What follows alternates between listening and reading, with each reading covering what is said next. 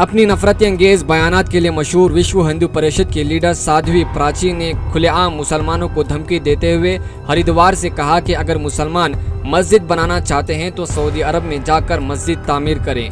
अब भारत में डाकुओं की कोई मस्जिद नहीं बनेगी। हमारे पास 30,000 मंदिर हैं, इन्हें इज्जत के साथ वापस करें। और जो लोग बेगम, बहन और बकरी का फ़र्क नहीं समझते, वो हमें शिवलिंग और फव्वारे का फ़र्क समझा रहे हैं।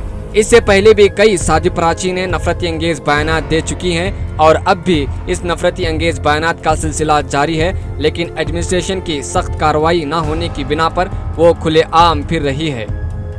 आज मुझे बड़ा आश्चर्य हो रहा है, जो लोग बहन में, बेगम में और बकरी में अंतर ना कर पाए, वो हमें शिवलिंग और फव्वारे में अंतर समझा रहे हैं।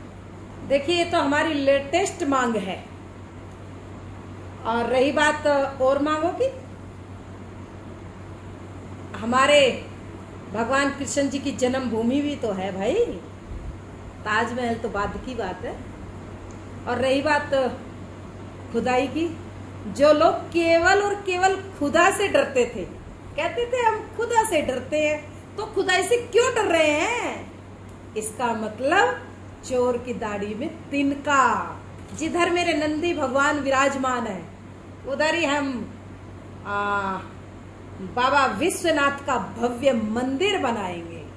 और मैं भी कहना चाहती हूँ, ओवैसी अपनी औकात में आ जाए। एक मस्जिद, चोर लुटेरे तुम्हारे पूर्वज थे ना, उनके नाम की मस्जिदें बनाना चाहो तो सऊदी अरब में जाओ, वहां जाकर के बना लेना। हिंदुस्तान के अंदर कोई इन चोरों की, लुटेरों की मस्जिद नहीं बनेगी। हमारे 30,000 मंदिर है भाई, सम्मान लौटा दो, इसी में भला है। तो तुम्हारे पुरखे बाप दादा तो उर्दू चाटते चाटते मर गए, अब तुम्हें ज्ञान व्यापी में और मस्जिद में कोई अंतर दिखाई नहीं दे रहा है। ये ज्ञान व्यापी हमारी थी, हमारी है और हमारी ही रहेगी।